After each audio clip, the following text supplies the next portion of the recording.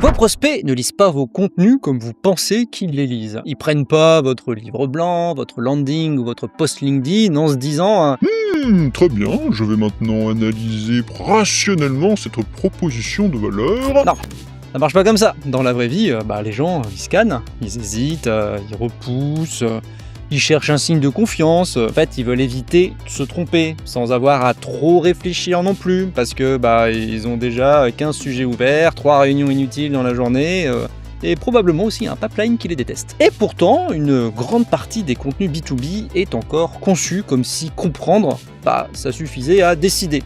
Comme si un bon argument, ça déclenchait naturellement une action derrière, comme si une démonstration claire suffisait à créer de la conviction. Mais les décisions, ça fonctionne pas comme ça. Un contenu peut être juste, il peut être bien écrit, il peut être techniquement solide, et il peut quand même ne rien déclencher. Aujourd'hui, après quelques mois de pause sur cette chaîne, je sais que vous vous en foutez, mais j'étais sous l'eau depuis fin 2025, on fait ce qu'on peut.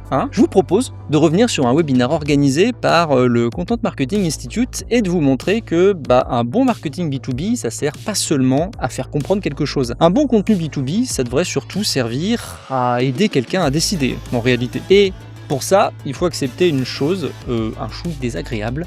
Vos prospects, même en B2B, ils ne sont pas pleinement rationnels. Le mythe du lecteur rationnel. Non, le contenu, même en B2B, n'est pas consommé par des gens rationnels. Il n'y a absolument personne qui arrive sur votre page avec une petite tasse de thé, un petit carnet Moleskine à côté et l'envie sincère de comprendre votre subtil positionnement sur l'accompagnement des organisations dans leur transformation. Il n'y a personne qui fait ça. Enfin, si, peut-être votre responsable marketing quand il relit la V14 du livre blanc à 23h17 en se demandant où sa vie a basculé éventuellement. Mais pas vos prospects. Vos prospects, ils lisent pas vos contenus. Ils les traversent. Parce que la plupart du temps, ils sont pas en train de mener une grande enquête rationnelle. Ils sont entre deux calls, ils ont un Slack ouvert à côté, ils ont un mail de leur N+1 qui commence par un truc genre petit point rapide. Alors déjà, ils savent que rien ne sera petit ni rapide, et surtout dans ce contexte-là, alors que les mecs, ils ont 5 ou 10 minutes à vous consacrer dans la journée, de votre côté, vous continuez à leur balancer des contenus conçus comme des dissertes. Livre blanc de 20 pages, introduction, contexte, définition, enjeu, méthodologie, bénéfices, etc., avec la conclusion à la fin, plus bien évidemment, il ne faut pas oublier le petit CTA. Magnifique. Le truc, c'est un meuble Ikea, version éditoriale, toutes les pièces sont là, mais il n'y a personne qui a envie de les monter. En soi, ces contenus, ils ne sont pas forcément mauvais, c'est même souvent l'inverse, ils sont corrects, mais ils reposent sur une hypothèse complètement bancale. Si le prospect comprend, alors il avancera. Non, comprendre, ça suffit pas. On peut comprendre qu'il faut changer de CRM, et puis peut repousser le sujet pendant 18 mois, c'est du vécu. On peut comprendre qu'il faut structurer sa production de contenu et continuer à bricoler dans un Google Sheet nommé Planning Final V7 OK bis. On peut comprendre qu'un outil ferait gagner du temps à l'équipe et ne rien acheter derrière non plus, parce que tout ça, ça implique que le sujet implique de convaincre 3 personnes, de débloquer du budget et de migrer des données et de prendre le risque surtout d'avoir choisi la mauvaise solution. C'est ça la vraie vie B2B. La décision, elle dépend pas seulement de la compréhension, elle dépend du risque perçu. Et de l'inertie aussi. Et puis aussi côté porteur de projet, de la peur d'avoir l'air idiot tout simplement, parce que si ça foire, faudra se justifier en interne. C'est là aussi que beaucoup de contenus se plantent, parce qu'ils vont expliquer le problème, mais ils rendent pas l'inaction inconfortable. Ils présentent la solution, mais ils réduisent pas la peur du changement. En fait, le contenu B2B moyen, il parle à un cerveau qui n'existe pas. Un cerveau patient, linéaire et dispo, mais non, ça c'est bien montré en neurosciences, le cerveau lui fait autre chose. Il économise son énergie, il cherche des repères, il se méfie, il compare vite fait, et dans notre cas en B2B, il se demande surtout, est-ce que je peux décider sans trop me cramer mentalement ? Parce que le prospect il cherche pas seulement de l'information, il cherche une réduction de charge mentale.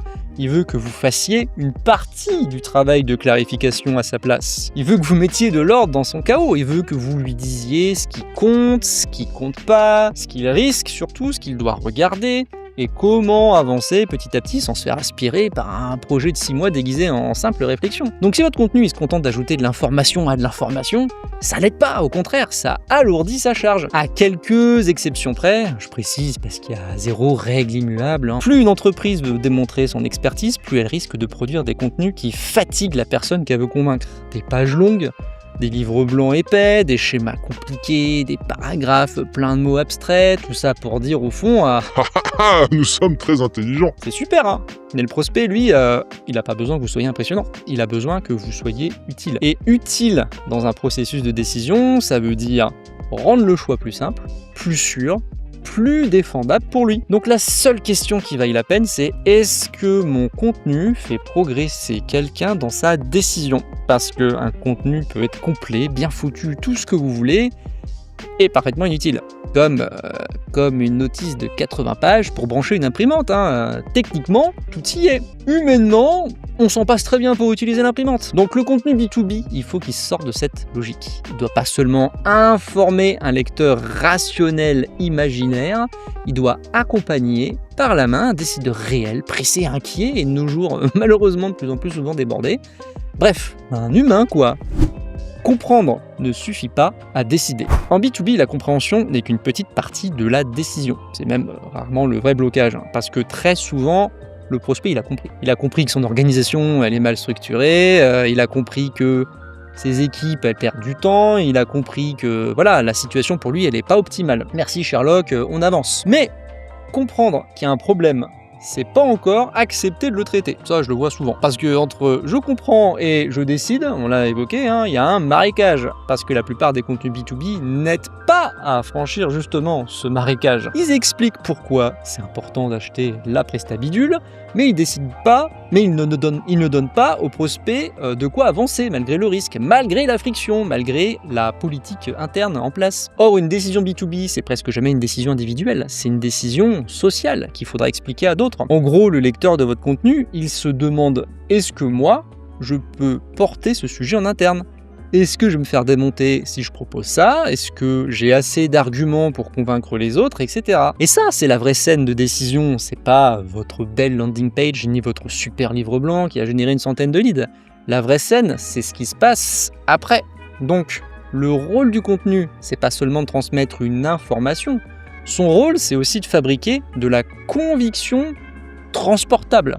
C'est-à-dire une conviction que le lecteur peut emporter avec lui. Quelque chose qui peut réutiliser quand vous n'êtes pas là pour faire avancer le sujet chez lui. Parce que tout bêtement, vous ne serez pas là. Votre commercial, il sera sans doute pas là non plus, et le contenu, lui, il doit survivre seul. C'est là qu'on voit la différence entre un contenu informatif et un contenu décisionnel. Un contenu informatif, il va dire, grosso modo, voilà ce qu'il faut savoir. Un contenu décisionnel, il va dire, voilà pourquoi ça compte, pourquoi maintenant, ce que vous risquez à ne rien faire, comment en parler, et quelle prochaine étape est raisonnable pour vous dans ce contexte-là. C'est pas le même travail du tout. Dans le premier cas, vous déposez de l'information. Dans le second, vous construisez un passage. Et ce passage, il doit réduire 3 choses. D'abord, l'ambiguïté. Le prospect il doit comprendre où il se situe, quel problème le concerne vraiment, ce qui relève du symptôme, ce qui relève de la cause, ce qu'il faut regarder en priorité, bien sûr, parce que si tout est important, rien ne l'est, classique. Ensuite, le risque. Le prospect doit se sentir moins exposé après avoir consommé votre contenu. Il doit avoir le sentiment que le sujet il est cadré, que les options sont lisibles, que la décision peut être prise par étapes et qui ne va pas déclencher encore une fois un chantier monstrueux en cliquant sur un bouton. C'est pour ça aussi que les bons contenus, ils ne vendent pas seulement une promesse, ils rassurent sur le chemin. Et enfin, troisième élément, il y a l'inertie, parce que votre concurrent, c'est pas toujours le concurrent d'en face, une solution X ou Y, c'est pas ces gens-là, en fait, c'est surtout le « pas maintenant », le « on verra plus tard », voire le « on garde notre bricolage actuel, il est nul, mais au moins on le connaît quoi. Et l'inaction, elle a un énorme avantage, elle demande aucun effort immédiat. C'est confortable l'inaction, c'est politiquement prudent, tout ce qu'on veut, ça donne aussi l'impression de ne pas prendre de risques, malheureusement. Sauf que souvent, elle en crée beaucoup du risque. Et votre contenu, elle doit rendre ce coup visible. Pas en hurlant « urgence » comme une mauvaise pop-up des années 90, mais en montrant calmement ce que l'inaction produit déjà. Du temps perdu, des deals ralentis, de la dépendance à quelques personnes, etc. Là, vous commencez à faire bouger quelque chose, parce que vous dites plus seulement « voilà pourquoi notre sujet est intéressant ». vous dites, voilà pourquoi continuer comme avant, c'est déjà une décision en soi. Et là, on sort du contenu décoratif, on entre dans le contenu qui travaille, celui qui va aider quelqu'un à comprendre. Certes, mais surtout à arbitrer derrière, à prioriser, à justifier et à passer à l'étape suivante.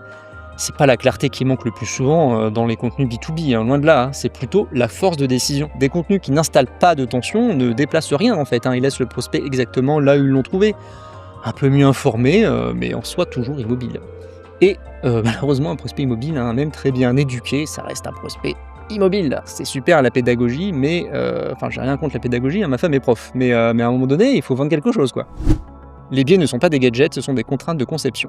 Dès qu'on parle de biais cognitifs en marketing, on voit poindre deux camps. Le premier camp, les gens qui vont lever les yeux au ciel en mode Encore un truc de gros séqueur naze. Et le deuxième camp, les apprentis sorciers justement, tous ceux qui découvrent 2-3 principes de psychologie comportementale et qui se comportent immédiatement au niveau Machiavel avec un petit compte HubSpot, quoi. Bon, comme d'hab, la réalité c'est plutôt un dénivelé de gris, on strate. Déjà, les biais cognitifs, c'est pas des boutons magiques du tout, c'est pas des formules secrètes, c'est pas des cheat codes pour transformer un DAF prudent en lead show après avoir vu un carrousel LinkedIn. C'est des contraintes de conception, tout simplement. Il nous rappelle une chose, je pense, fondamentale. Un contenu, il n'est jamais reçu dans le vide. Il est reçu par quelqu'un qui a peu de temps, on l'a dit, peu d'attention, une peur raisonnable de se tromper, une préférence massive pour l'inaction et, je pense, un talent assez spectaculaire, ma foi, pour repousser toute décision qui applique un budget, un arbitrage ou un changement d'habitude, malheureusement. On va prendre un exemple très simple, le sentiment de liberté,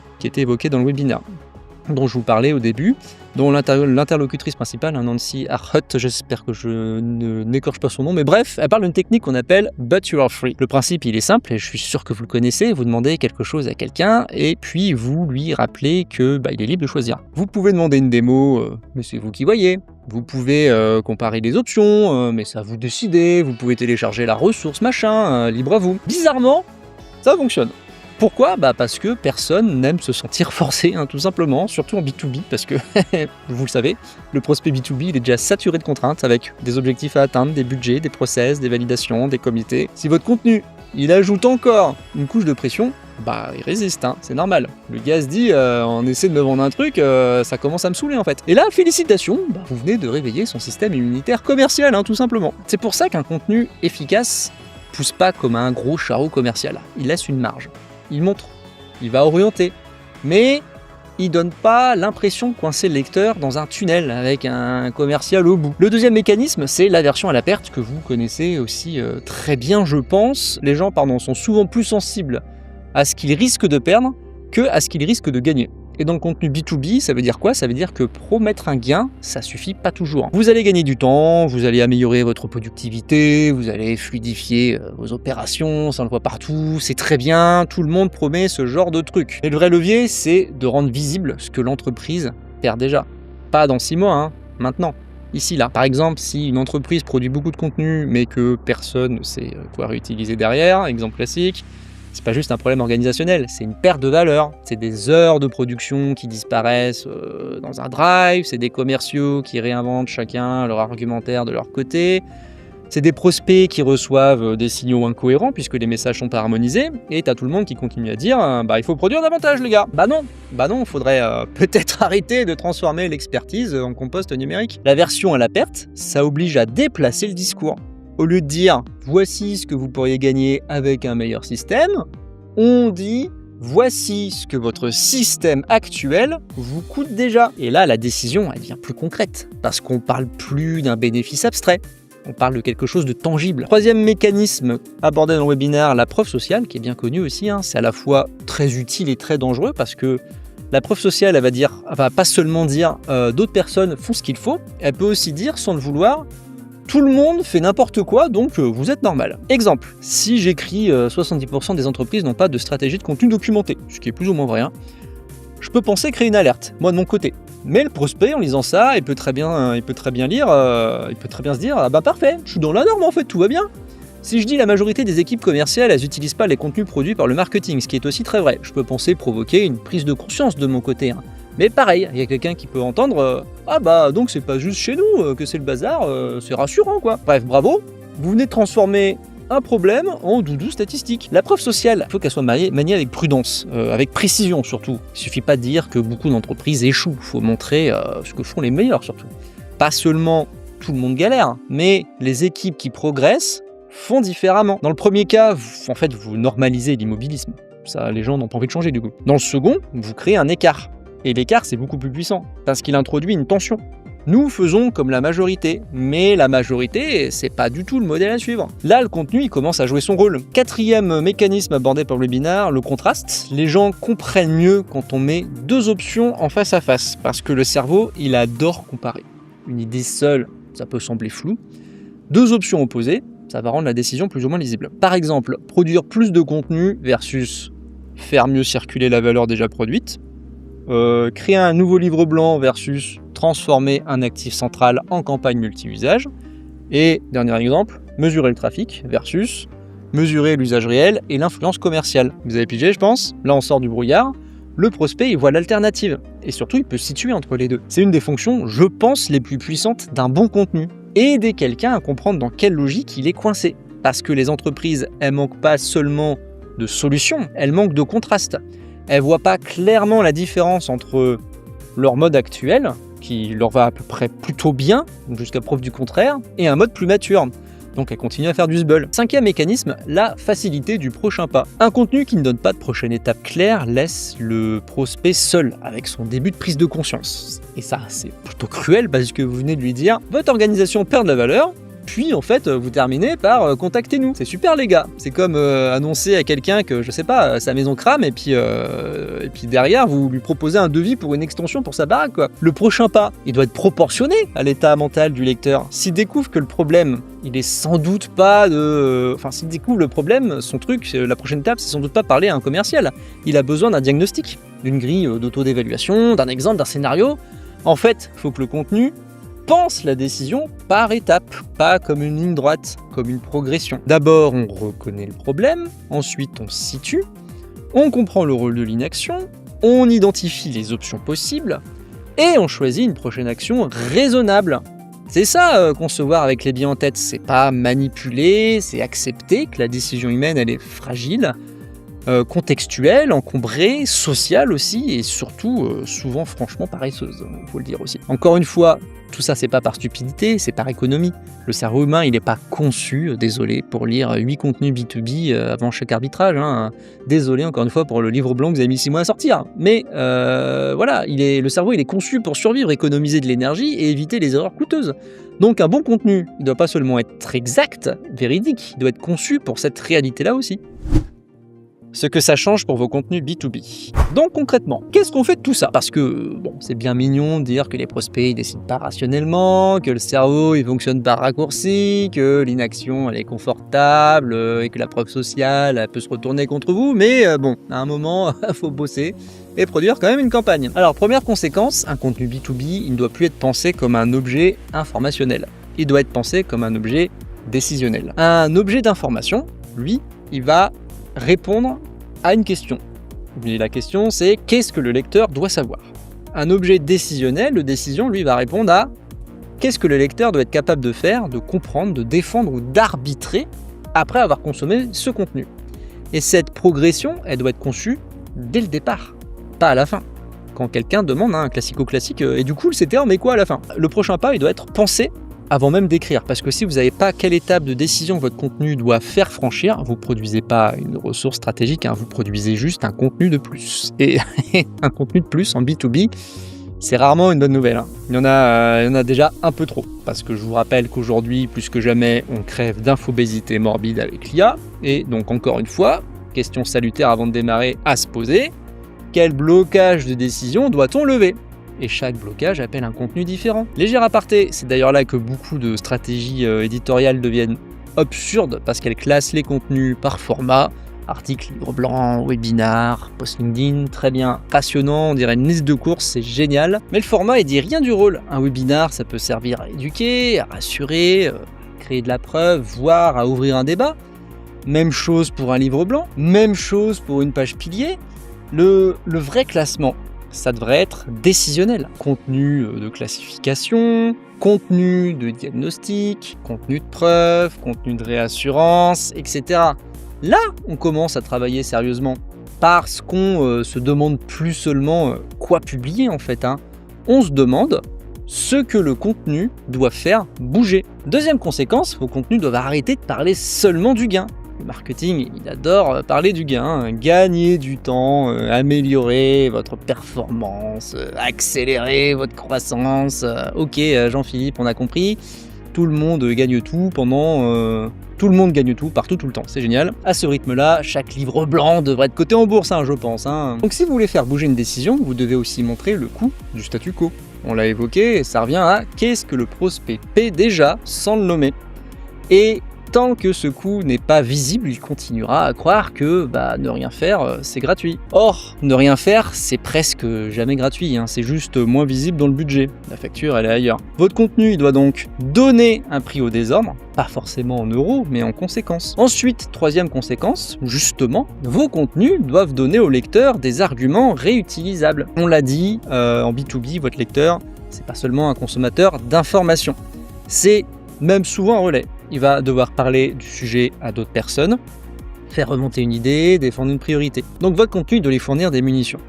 Des exemples qui rendent le problème évident pour lui, des questions à poser en interne, des critères de décision. Par exemple, au lieu d'écrire, je sais pas, que une gouvernance éditoriale permet d'améliorer la cohérence des contenus, ce qui est vrai, mais ça a le pouvoir émotionnel d'un yaourt, ce truc, on pourrait très bien écrire à la place, sans gouvernance, chaque contenu dépend de la personne qui le produit et le jour où cette personne part, la cohérence elle part avec elle. Là, il se passe quelque chose, le problème est bien concret. Quatrième conséquence, il faut penser les contenus comme un système, pas comme des pièces isolées. Un seul contenu, ça fait presque jamais toute la décision, c'est impossible, encore moins aujourd'hui. Un post LinkedIn peut ouvrir une brèche, pourquoi pas, ça peut arriver. Une page pilier, ça peut clarifier un problème, c'est aussi son rôle. Un guide, ça peut structurer des critères décisionnels, ça aussi c'est son rôle. Un cas client, ça peut réduire le risque perçu, là aussi c'est son travail, mais souvent ces contenus ils vivent sans architecture. Il y a chacun qui vit sa petite vie de son côté. Le truc il sort, il est promu 3 jours, il prend sur LinkedIn de likes d'un collègue et d'un alternant solidaire, comme on le voit assez souvent, puis il meurt dans un coin du site. Classique. Ensuite, 3 mois plus tard, là aussi classique, il y a quelqu'un qui va dire il faudrait peut-être refaire une série ou alors un contenu sur ce sujet, ce serait pas mal. Bah ouais, parce que personne sait ce qui existe. Personne ne sait quoi réutiliser par conséquent, et il faut bien différencier ici une production de contenu d'un système de conviction. Petit aparté très léger, une production de contenu ajoute des items, un système de conviction, il organise des passages. En fait, ce système de conviction, il va dire pour ce sujet, on doit d'abord faire comprendre le problème, puis montrer pourquoi le statu quo, il coûte cher. Ensuite, on donne un cadre d'arbitrage, on apporte des preuves, puis on propose une première étape simple, pas trop engageante. Et chaque contenu a un rôle dans cette progression. Alors oui, c'est sûr, je suis d'accord avec vous, c'est moins glamour qu'un brainstorming de campagne où quelqu'un propose un format un peu décalé et un peu fun. Mais c'est infiniment plus utile. Cinquième conséquence, il faut écrire contre l'inertie aussi. Pas seulement pour l'attention. L'attention, écrire pour l'attention, c'est bien, mais c'est pas suffisant. Un prospect peut trouver votre contenu intéressant et ne rien faire du tout ensuite. C'est même une assez bonne définition d'une grande partie du content marketing. Des gens trouvent ça intéressant, mais ensuite derrière, il n'y a absolument rien qui se passe. Il suffit pas d'accrocher, il faut déplacer, on l'a dit. À chaque étape, votre contenu devrait se demander qu'est-ce qui empêche cette personne d'avancer. Pas seulement, comme on voit de manière assez classique, encore une fois, quel message il faut faire passer auprès de la cible. Encore une fois, le sujet, c'est pas ce que vous voulez dire. Le sujet, c'est ce que le prospect doit dépasser lui de son côté. Une peur, une confusion, une objection, une croyance fausse, il y a plein de choses possibles. Mais si votre contenu ne traite aucun de ces freins, qui peut être agréable, intelligent, élégant, tout ce que vous voulez, mais il ne fait rien, il meuble. Et du contenu qui meuble en B2B, on en a déjà des hangars entiers, c'est un euphémisme. Bref, avant de produire un contenu, vous vous posez 5 questions, obligatoires. 1. Quelle étape de décision ce contenu doit-il faire franchir ? 2. Quel contenu de l'inaction doit-il rendre visible ? 3. Quel risque doit-il réduire ce contenu ? 4. Quel argument le lecteur pourra-t-il réutiliser en interne? Et 5. Quel prochain pas raisonnable doit-il proposer? Si vous n'avez pas de réponse claire à ces 5 questions, vous ne produisez pas. Je sais, ça peut paraître un peu violent, ça prive peut-être, hélas, le monde d'un nouvel article de blog intitulé 5 tendances à suivre en 2026, mais je pense que la civilisation s'en remettra, honnêtement. Le contenu B2B, il n'a pas besoin d'être plus abondant, on l'a dit, il a besoin d'être plus décisionnel. Sinon, on continuera à produire des ressources qui expliquent très bien pourquoi il faut agir à des gens qui continueront très bien à ne rien faire derrière. Et franchement, à ce stade, autant imprimer les livres blancs pour caler une table, au moins ils auront une fonction opérationnelle, je pense. Et vous, de votre côté, est-ce que vos contenus sont structurés pour générer de la valeur? Ça tombe à pic. Pour y répondre, j'ai créé un petit outil de diagnostic. 18 questions, 5 piliers, avec derrière un diagnostic actionnable pour évaluer la maturité stratégique et opérationnelle de votre système de contenu B2B. Parce qu'avant de produire davantage, il vaut mieux savoir si votre système actuel transmet vraiment votre valeur ou s'il se contente d'empiler des contenus bien propres dans un coin de votre site. Je vous mets le lien en description. Et sur ce, merci de m'avoir écouté et à plus sous l'autobus.